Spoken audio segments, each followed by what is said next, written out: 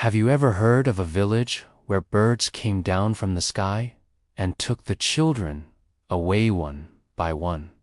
I lived through it, and this story will haunt you. Subscribe now if you love real African stories that nobody else dares to tell. You may not believe me, but I was there. I saw it with my own eyes. My name is Mama Obel, and I have lived in the village of Akponi all my life. I have seen locusts darken the skies. I have heard the groans of the earth during the tremor of 72. But nothing comes close to the terror and wonder of the day the birds took the children. It was a Wednesday. I remember because that is the day our village holds the market.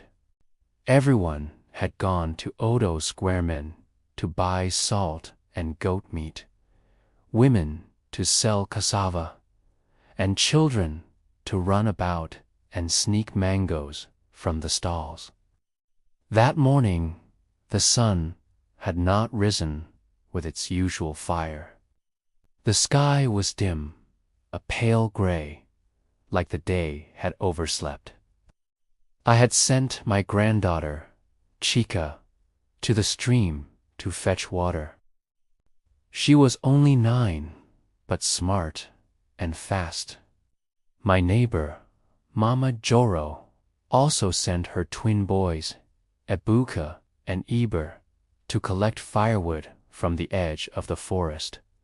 By mid-morning, the air grew still. Not just quiet still, even the wind stopped moving. The leaves hung limp, like they were waiting. Then we heard it, a low, trembling hum.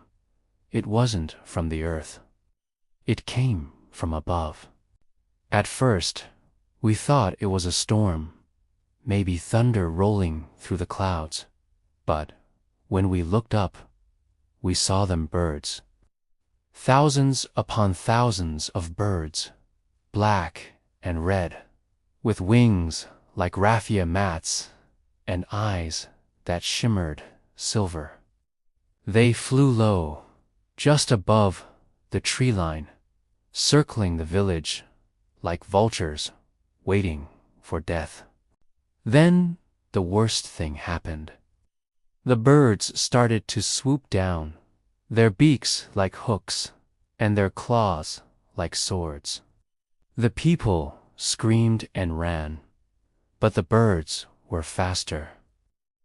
They snatched up the children, one by one, and flew away. We were too afraid to move, too afraid to make a sound. But deep inside, I knew we should have fought back, all of us, with every weapon we could find. Maybe then the birds wouldn't have won. Now, the only time I find peace is when I tell the story and the listeners send the story to 10 other people. That way, the children who are lost are never forgotten. That is all for today. See you next time.